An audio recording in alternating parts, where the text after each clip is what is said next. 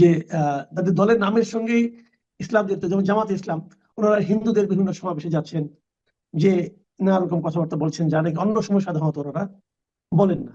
আবার আওয়ামী লীগের ব্যাপারে সারা সময় পুরো বছর ধরে বিশুদ্ধার করার পরও এখন তাদের মধ্যে একজনের কম্পিটিশন আমরা দেখতে পাচ্ছি, যে তারা আওয়ামী লীগের কত প্রিয় এবং তার প্রতিদ্বন্দ্বী দলের চেয়ে আওয়ামী লীগের প্রতি তাদের এই ভালোবাসাটা কত মৌলিক, এটা প্রমাণ করার জন্য এক ধরনের প্রচেষ্টা। আবার সর্বশেষ দেখলাম যে জামাতের নেতা, যিনি কারামুক্ত নেতা, সদ্য কারামুক্ত নেতা এটিএম আজহারুল ইসলাম, উনি বলতেছেন যে জামায়াতি নাকি স্বাধীনতা এবং মুক্তিযুদ্ধের সপক্ষে শক্তি। তো এই বিষয়গুলো আসলে মানে এর পেছনে কি মনস্তত্ত্ব কাজ করে বলে আপনার মনে হচ্ছে? ধন্যবাদ। বাংলাদেশের রাজনীতি বর্তমানে একটা মানে পলিটিক্যাল সার্কাসে পরিণত হয়ে গেছে, মানে বিনোদনের অন্যতম মাধ্যম হয়ে দাঁড়িয়েছে। তো আপনি যদি মানে খুব বোর্ড থাকেন তাহলে ফেসবুক বা সোশ্যাল মিডিয়া খুলে যখনই পলিটিক্যাল নিউজ দেখতে শুরু করবেন আজকাল, দেখলে আপনার ভীষণভাবে আপনি এন্টারটেইনড হবেন। এন্টারটেইনড হওয়ার কারণ কি? মানে জামাত যখন বলে যে জামাতই হচ্ছে স্বাধীনতার পক্ষে শক্তি, তখন আসলে মানুষ কি ফিল করবে, এই ফিলিংটা আইডেন্টিফাই করাটাও একটা মানুষের জন্য জটিল হয়ে দাঁড়িয়েছে। আমি কি হাসবো নাকি কাঁদবো, নাকি আমি আম, কি ধরনের ইমোশন আমি ইউজ করব, সেটাই আমি আসলে বুঝতে পারি না। খুবই দুঃখজনক। তো এখন রাজনীতিকে কেন্দ্র করে বা ইলেকশনকে কেন্দ্র করে বিশেষ করে তারা অনেক ধরনের নতুন নতুন স্ট্র্যাটেজি নিয়ে আসছে। এখন স্ট্র্যাটেজিগুলি কি? সবাই ভোট পেতে চায়, সবাই পাওয়ার লাভিং, সবারই পাওয়ার দরকার, ক্ষমতা দরকার, সবারই সংসদে যাওয়া দরকার। এখন ক্ষমতায় যেতে হলে একটা মানে জনগণ যারা আছে তাদের কাছ থেকে ভোট নিতে হবে। যেহেতু আমাদের ভোটের মাধ্যমে নির্বাচন হয়, ফরহাদ মাজার যেভাবে চায় সেভাবে তো আর নির্বাচন হচ্ছে না, উনি তো চাচ্ছেই না নির্বাচন। তো আসলে এখন যেটা হচ্ছে যে নির্বাচনকে কেন্দ্র করে কি কি ব্যবহার হচ্ছে দেখেন। ওয়েপেন, অস্ত্র যেটা ব্যবহার হচ্ছে সেটা হচ্ছে এক ধরনের সাইবার, মানে এক ধরনের সাইবার পলিটিক্যাল ওয়ার তৈরি হয়েছে দলগুলির জন্য, এবং আপনার ফিজিক্যাল স্পেসেও একই ধরনের ওয়ার তৈরি হয়েছে, যুদ্ধ এক ধরনের, যে কে কার থেকে ইনোভেটিভ আইডিয়া নিয়ে পাবলিককে ম্যানিপুলেট করতে পারে। এবং জিনিসটা এত হাস্যকর হয়ে দাঁড়িয়েছে যে একদম স্পষ্টতই বোঝা যায়। যেমন যখন জামাত বলে তারা মানে ফুললি হচ্ছে আপনার এই ৭১কে ধারণ করে, সেটা যেমন হাস্যকর, এট দ্য সেম টাইম দেখবেন যে তারা যখন মানে বলে বলে ফেলে যে আহ, মানে যে যে আপনি যদি ইয়েকে ভোট দেন, জামাতকে ভোট দেন, তাহলে আপনার জন্য পরকাল নিশ্চিত, মানে আল্লাহর কাছাকাছি চলে যাওয়া এবং আল্লাহকে খুশি করা, মানে জামাতকে ভোট দেওয়া মানে আল্লাহকে খুশি করা। তো দেখেন এটা যে কত বড় ধর্ম অবমাননা। তারা যে মানে প্রতিটি দলই সামহাও যে ধর্ম অবমাননা করছে পলিটিক্যালি, এটার পেছনে বা এটা নিয়ে কিন্তু কোনোদিন তৌহিদি জনতার অনুভূতিতে আঘাত লাগে বলে আমার মনে হচ্ছে না, কারণ তারা কিন্তু এটাকে অবমাননা হিসেবে দেখছে না। যেমন ধরেন আমরা জানি, আমরা প্রি হিস্টোরিক যে রিলিজিয়ন গুলি, যখন ধর্মের গোড়াপত্তন ঘটে বা মানুষের সমাজের ধারণা তৈরি হয়, তখন কিন্তু ধর্মকে ব্যবহার করা হয়েছিল পপুলেশনকে কন্ট্রোল করার জন্য। যে যে ব্যক্তি যে কিনা লিডার ছিল, যার হাতে লিডারশিপ ছিল, সে সবসময় বলতো যে গড আমাকে চুজ করেছে তোমাদেরকে রুল করার জন্য। এরপর দেখবেন আপনি Egyptian mythology, Greek mythology, Roman mythology, পৃথিবীর সব মিথোলজিক্যাল হিস্ট্রি বা মিথোলজিক্যাল পলিটিক্যাল সিস্টেমগুলি কিন্তু প্যান্থিস্টিক, যেখানে কিন্তু যে ফেরাউন যাদেরকে বলা হয় যে ডেনেস্টি, তারা কিন্তু গড হিসেবে আবির্ভাব হয়েছিল, যে তারা হচ্ছে পৃথিবীর আর্থের গড আর উপরে একজন গড আছে। তো আমরা হচ্ছি মূলত গড। গড হলে কি হয় যে আপনাকে মানে আপনাকে অ্যাবসোলিউট বিশ্বাসটা তারা দিবে, আপনার উপরে অ্যাবসোলিউট ফেইথ রাখবে, এবং আপনি যাই বলেন সেটা তারা শুনবে। তো এখন তো ওই গডের আইডিয়াটা নাই, আইডিয়াটা শিফট হয়ে কোথায় এসছে? আইডিয়াটা এখন এমন হয়েছে যে আমাকে চুজ করা হয়েছে তোমাদের, মানে আপনাদের। এখন আবার শাসন শব্দটা ব্যবহার করা হচ্ছে না। মোদি যেমন, মোদির পলিটিক্যাল ক্যাম্পেইন আপনার মনে আছে কিনা, মোদি কিন্তু সাধারণ মানুষকে বলেছে, যেহেতু ভারত একটা খুব ভীষণভাবে মানে সুপারস্টিশিয়াস একটা এখানে গড কেন্দ্রিক ফিলোসফিটা এখনো হচ্ছে ধারণ করে, যার ফলে দেখবেন যে সে বলেছে যে আমি অবতার, আমাকে পাঠিয়েছে তোমাদেরকে আপনাদেরকে সেবা করার জন্য। এখন শব্দটা কিন্তু শিফট হয়ে সেবায় গিয়ে দাঁড়িয়েছে। তো এখন হচ্ছে বাংলাদেশেও ঠিক মোদির মতো একই রকমের পলিটিক্যাল ওয়েপন ব্যবহার হচ্ছে। সেটা কি?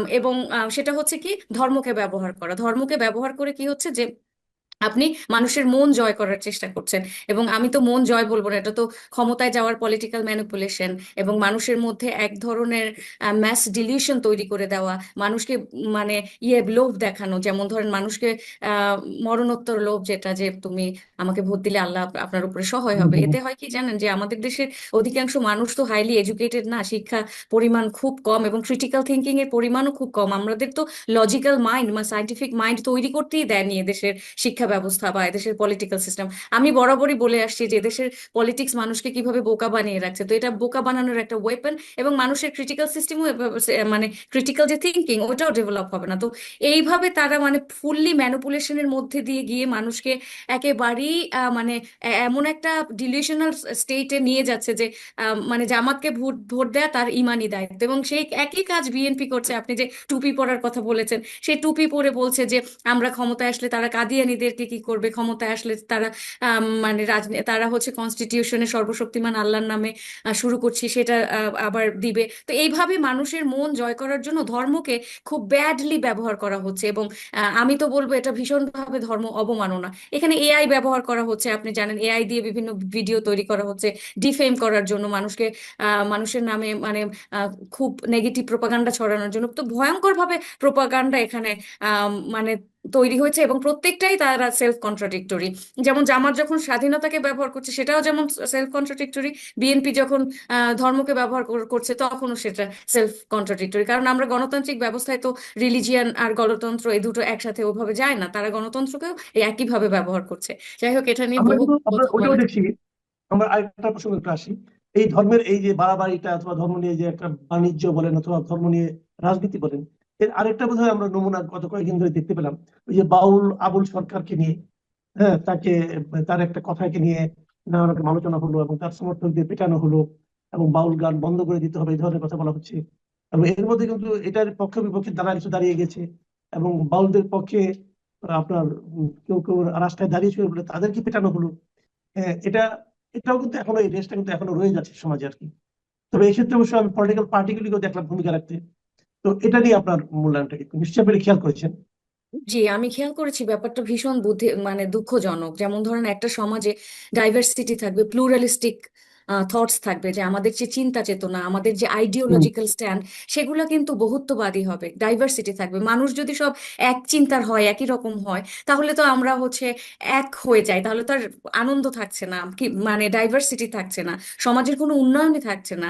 মানুষের চিন্তা ভাবনা যখন বহুমাত্রিক হবে, শুধু তখনই কিন্তু একটা নেশনের উন্নতির পথে যাবে। তো আপনি দেখবেন যে যেগুলিকে আমরা উন্নত রাষ্ট্র বলি, সেই রাষ্ট্রগুলিতে বিভিন্ন ধর্মের বিভিন্ন চিন্তার মানুষ আছে, ধার্মিক, নিধার্মিক বা বিভিন্ন কমিউনিটির লোকজন মিলে একটা সোসাইটি তৈরি করা হয়েছে, এবং সেই সোসাইটি সাস্টেইন করছে, তারা খুব ওয়েল পারফর্ম করছে এই সোসাইটিতে, এবং তারা দিন দিন উন্নতি করছে। আর আমরা এমন একটা সোসাইটি তৈরি করতে চাচ্ছি যেখানে কিনা দিন দিন আমরা পেছনে যাচ্ছি, যেখানে আমরা দিন দিন অন্য বিপরীতমুখী যে মত, যে আপনার ভিন্ন মতকে দমন করে আমরা আগাচ্ছি। এটা এক ধরনের পাওয়ার প্র্যাকটিস। এই পাওয়ার প্র্যাকটিসটা কিন্তু আমি বলবো পলিটিক্যাল পার্টি যখন যদি এখন সেটাকে সাপোর্টও দেয়, সেটা হচ্ছে এক ধরনের নির্বাচন কেন্দ্রিক সাপোর্ট, কিন্তু পলিটিক্যাল পার্টিগুলি মূলত এই জিনিসটাকে ক্যাশ করে তাদের পলিটিক্যাল বিজনেসটাকে চালিয়ে গেছে। এবং তাদের জন্য এই জিনিসটা যদি খুব সিরিয়াস কোনো অফেন্স হতো, তাহলে কিন্তু এমন ঘটতো না। এখন এই যে ইন্টারিম গভর্নমেন্ট, যারা কিনা এক ধরনের মবকে বৈধতা দিয়েছে, একটা মবোক্রেটিক গভর্নমেন্টে দাঁড়িয়েছে, যে দেশের এখন একমাত্র মানে আপনার প্রতিবাদের ভাষা হচ্ছে মব তৈরি করা। আপনি একটা জিনিস দেখেছেন খুব দুঃখজনক ভাবে, যে আমাদের এক ধরনের অদ্ভুত ভাবে ডিজিটাল মবোক্রেসি তৈরি হয়েছে, যে আমরা ধরে ধরে যে কাউকে মব তৈরি করে তাকে অ্যাটাক করা হচ্ছে, মারা হচ্ছে। তো আবার এট দ্য সেম টাইম যে কাউকে ডিজিটাল মবরা কি করছে, আপনার সাইবার অ্যাটাক করছে, সাইবার বুলিং করছে। অকথ্য ভাষা হয়ে গেছে এদেশের মানুষের এখন পলিটিক্যাল ওয়েপন।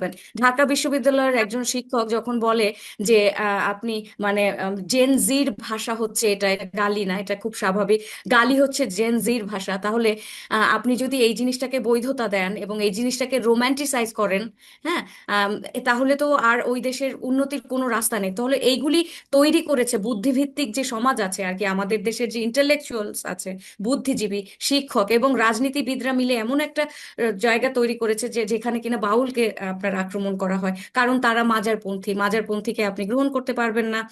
যারা কিনা কর্ম তেমন ভাবে করে না তাদেরকে আপনি তাদেরকে মারবেন। আপনি হচ্ছে ভিন্ন পোশাক যারা পরে তাদেরকে আপনি অ্যাটাক করবেন।